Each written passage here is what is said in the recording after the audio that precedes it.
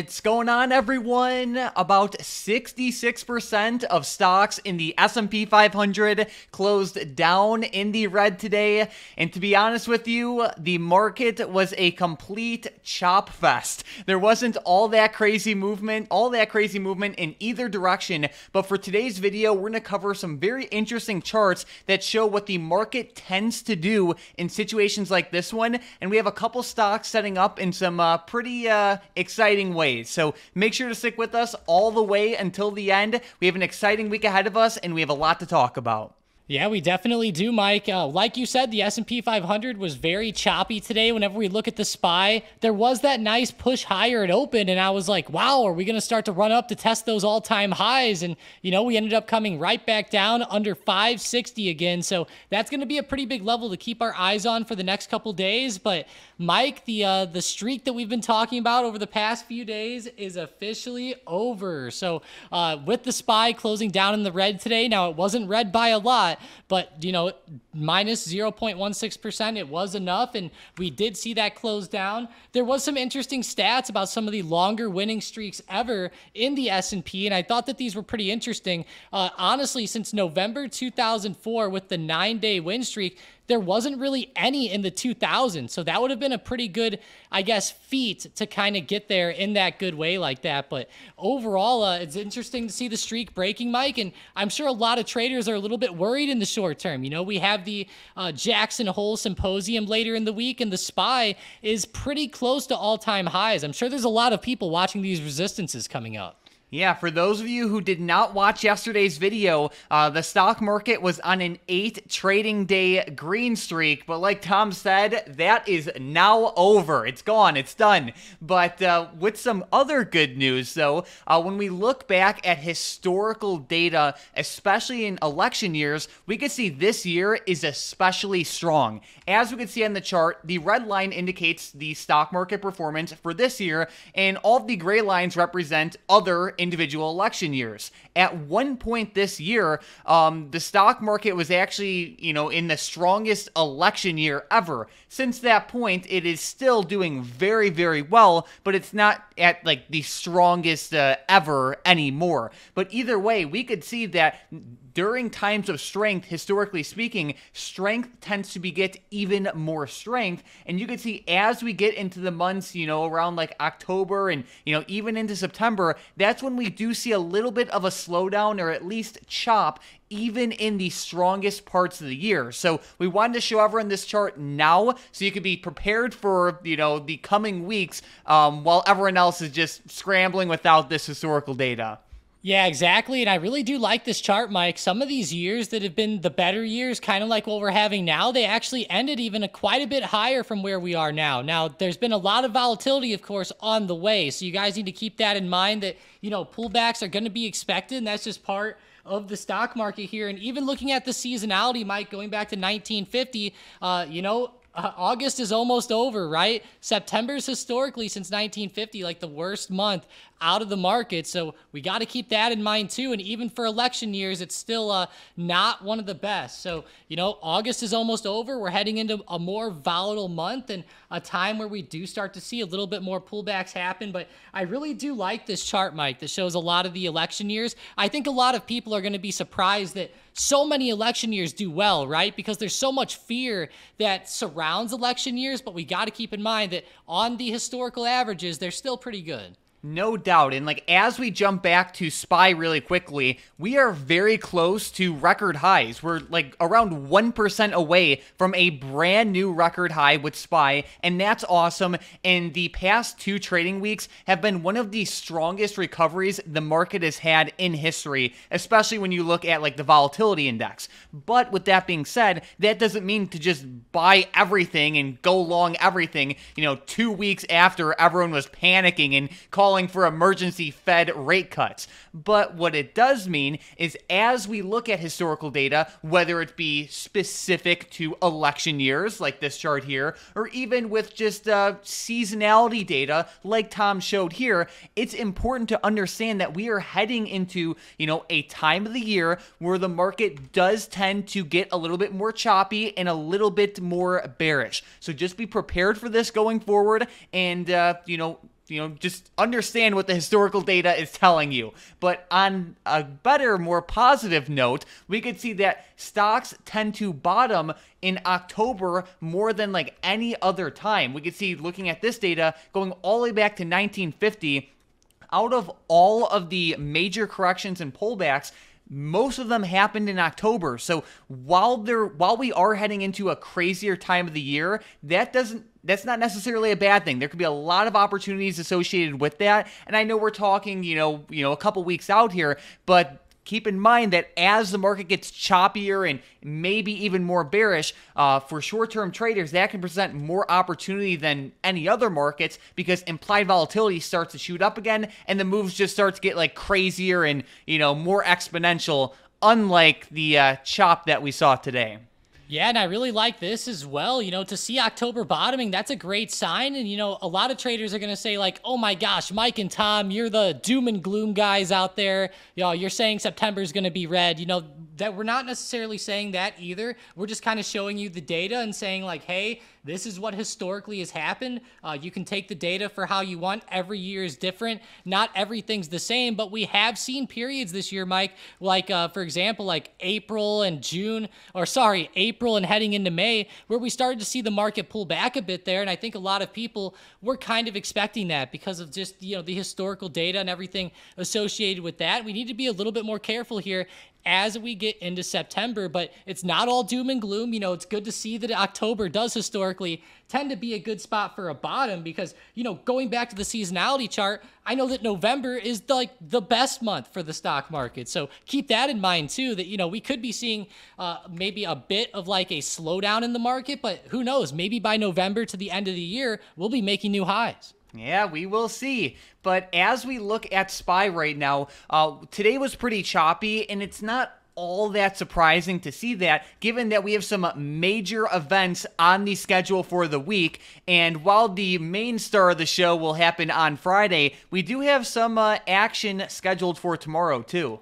Yeah, we do. At 2 p.m. Eastern Time, the FOMC minutes will be coming out. That's going to be a pretty big deal. It'll pretty much be a written account of exactly what the Fed members said and talked about at the last FOMC meeting. Powell gives his summary of it, and he tries to explain and answer questions about it, but the minutes shed a lot more light on what they're doing there at the Fed, so that'll be a big deal there. And then, of course, we do have the Jackson Hole Symposium, Mike, towards the end of the week. Powell will be speaking on Friday, and we will have the initial jobless claims numbers on Thursday, as usual as well. Sounds good. And then we also do have an earnings schedule that's getting slightly more exciting as the week goes on. So what's on the schedule for tomorrow? Tomorrow before open, we have Target, Macy's, TJX reporting. That'll be pretty big for the retailers. And after hours, a lot of people have been hyping up Snowflake. That's huge. Zoom has been seeing some nice upside movement lately, so keep them on the radar as well. Wednesday or tomorrow will be my favorite day for earnings, so let's see some good movement here. Hopefully we see some good retail numbers as well, like with Target and Macy's and TJX. Sounds good. I would say I'm very excited to see how Zoom does this quarter, and I'm very excited to hear what their outlook is and, see if they have any meaningful, I guess you could say, shot at turning this overwhelmingly bearish momentum with their stock into at least neutral or bullish, sentiment / momentum. But either way, I will have very close eyes on Zoom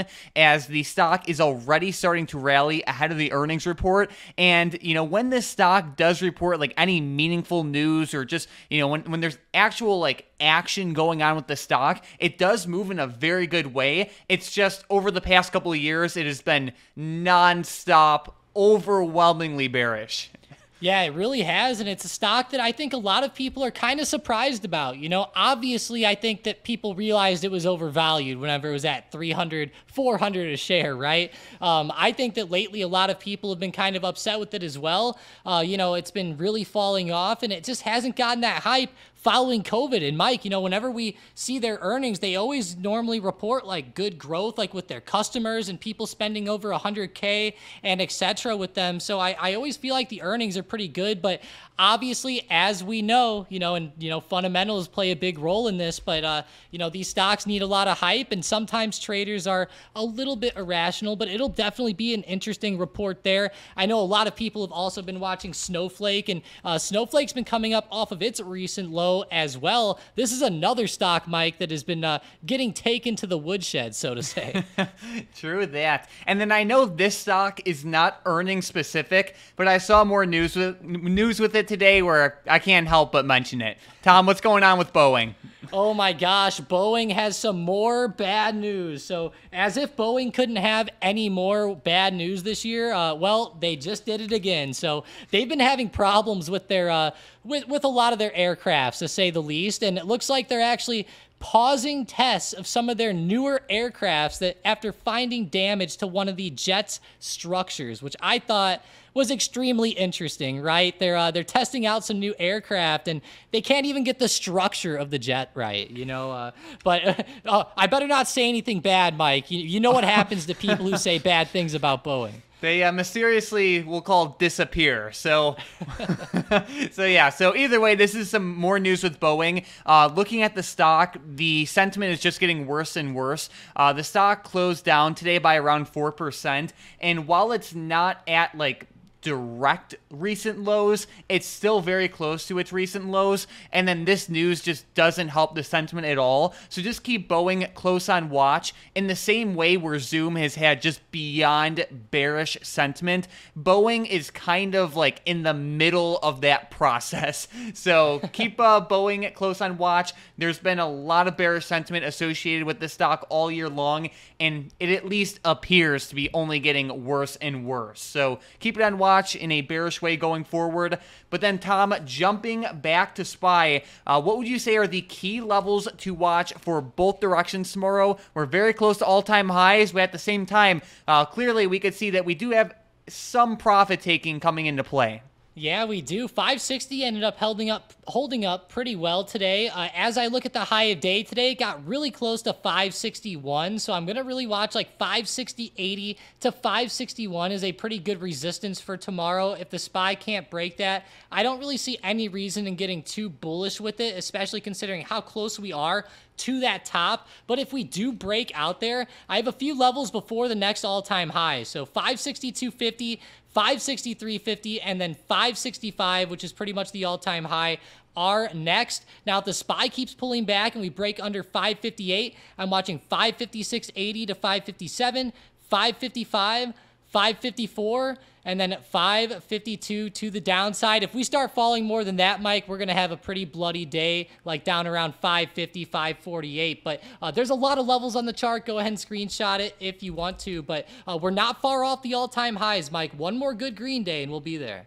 Yeah, big time. And then as you mentioned, I guess you could just say volatility and just overall price action in general, you have to check out VIX, especially on a daily chart. This thing had its quickest reversal in history over the past couple weeks, as at one point this thing was at 65, and now it's all the way back below 16. Essentially what this means in English is that everyone was freaking out all at once, and then we saw the quickest unwind and shift in sentiment in history. And because of that very quick shift, it is not all that surprising to maybe expect at least a somewhat of a rebound, especially given just all of the, I guess you could say, quote-unquote, events going on in the world right now, as well as the major event scheduled for this Friday, like Tom mentioned, the Jackson Hole Symposium. So with everything being said, the market is still net bullish,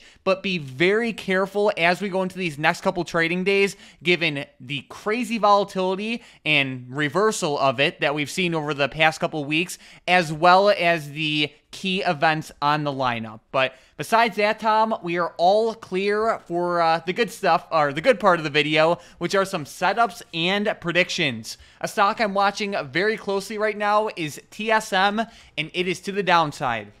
TSM is one of those, I guess you could say, semiconductor stocks that has been blasting over the past couple of years, and TSM, like many other chip stocks, has pulled back over the past couple of months. It is still a little bit off of its all-time high, and it's in the process of making a lower high, which tends to be not a great sign, we'll say. On top of that, TSM fell by almost 2% today, and the price action was relatively bearish, so it'll definitely be on my bearish radar going forward, especially if the stock breaks below the $170 level tomorrow. That was a key support level today, and again, if we retest and break below that, that would not be a good sign. I'll put it that way.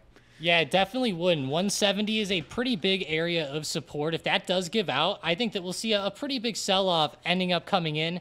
With my first one, I'm looking at Coca-Cola, ticker symbol KO, to the upside. So, in this weird time of the market, KO is actually performing very well. Right as the market closed today, it broke out a little bit more. If I see a good break above $69.50 tomorrow, I'll keep watching this one up into $70 and possibly even more. But, as the market gets shaky, sometimes some of these stocks like KO, Walmart, and other stocks like that do pretty well. It's very close to the recent all-time high, or to the recent high, and if it breaks it, that's where I want to see that good move. So let's just see some good bullish price action. Some of these stocks or some of the value stocks, so to say, have been doing great lately. There we go. All right. Another stock I'm watching pretty closely is SLV, and it is to the upside. SLV follows silver prices, and precious metals have been booming lately. Gold is actually at record highs and running day by day. But looking at SLV, it moves in a very similar way to gold, and in some instances actually moves in a more momentum-filled and parabolic way. So SLV is definitely on my radar going forward. It did open up strong today, but then as the market, as the day progressed, the stock just kind of chopped around.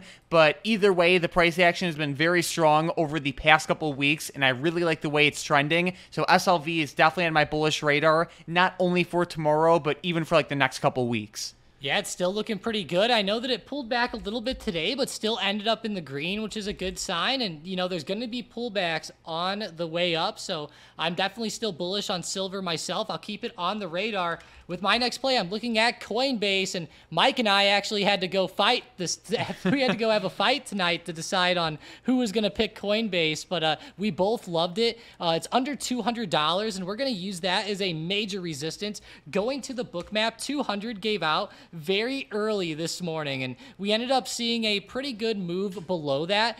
There's a pretty good support also down around 190, but nonetheless, if we stay under 200, I'll be looking for a move towards that 190 support and then even lower. But Coinbase has seen some pretty good selling in the short term, and even Bitcoin itself has been pulling back quite a bit today and the past couple days.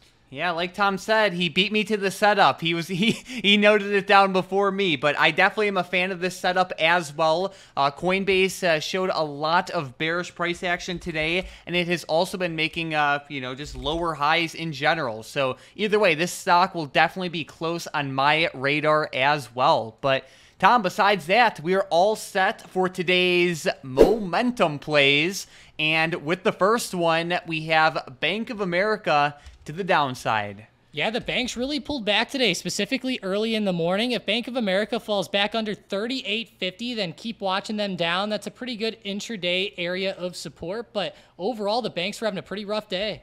All right, with the next one, we have LLY to the upside. Yeah, Eli Lilly even had some news with their weight loss drug. They found some good studies with diabetes, so I thought that was interesting. But if they end up popping back above 954, then watch them back up. All right, and then with the last one, we have NVIDIA for both directions. Yeah, so NVIDIA is actually kind of flat today, kind of like the SPY, but there's a pretty good support down here right around 125.80. So if we see a good breakdown below that, then watch them back to the downside. But there's a solid resistance as well, right at 130 even. And if they're able to break back above 130, then watch them back up. Sounds good. So we have the upside level for a potential move higher. Then we have the downside level for a potential move lower. This is with NVIDIA. Don't forget about the upside levels with LLY and then the downside levels with Bank of America. Either way, these three stocks are on watch for potential momentum plays for tomorrow. If and only if they break through the levels Tom listed, the stronger and more consistent these stocks move, the better the setups become. So keep them close on watch for tomorrow. And besides that, let's jump right into today's $550,000 big money trade. And we are looking at ticker symbol DBX. So today, the big money put $550,000 into the DBX 25 strike call options that expire on October 18th of 2024. Looking at DBX, it has been moving to the upside in a strong way in the short term, but as we zoom out, it is still pretty oversold, especially relative to its highs, just in the grand scheme of things. What's really nice is that in the short term, we've been seeing more and more stocks that are at, I guess you could say, like depressed levels start to move to the upside. PayPal, Fiverr, Zoom, and a handful of other stocks are great examples of this, and DBX is kind of following that same trend. Either way, the big money is trading the 25 strike calls for October 18th of 2024, and looking at a trade like this, it is a little bit riskier than your average big money trade due to the strike price and how it's out of the money, but it also has some time to it, which is something that you would want to see. Overall, there is some nice reward to risk skew with this setup, but understand that this setup will be riskier than average, especially due to the strike price and the natural, I guess you could just say the natural way in which DBX moves. Yeah, and we've seen a couple big money plays recently, like where the strike was a little bit higher, than the current price, and some of those have been a little shaky over the past couple weeks, so I will have this one on watch closely.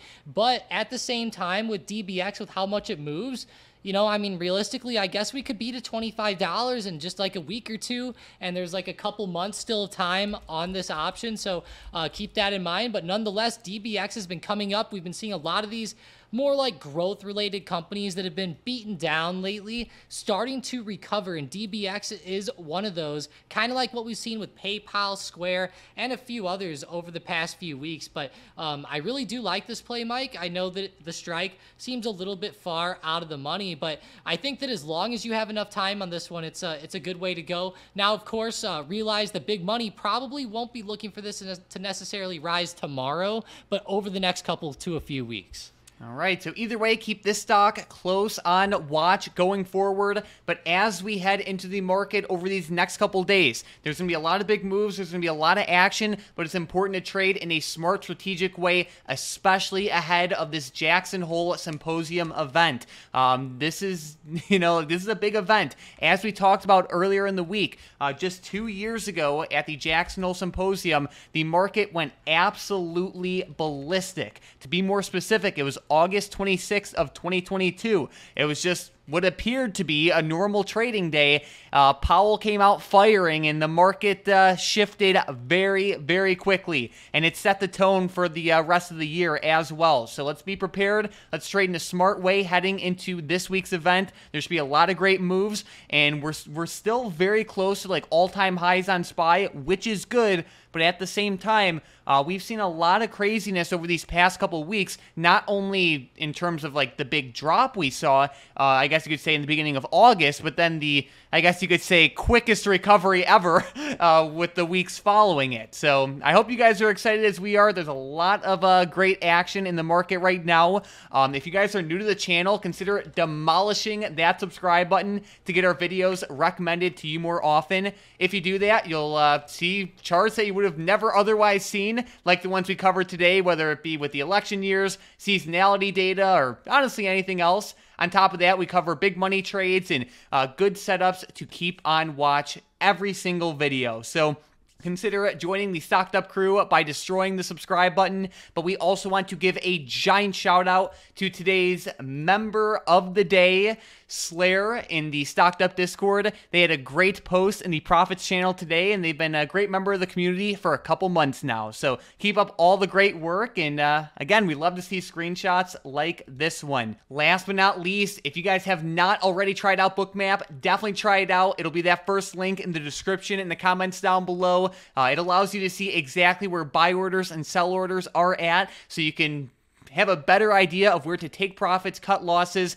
and just important key pivotal levels to keep on watch. You guys will save if you use our link. A special offers icon appears with some pretty nice savings. So definitely check it out if you haven't already tried it. And I would say this week would probably be the best week to try it out, especially given the Jackson Hole Symposium on Friday. So definitely check that out. Besides that, thank you all so much for watching, and let's crush it in the market tomorrow.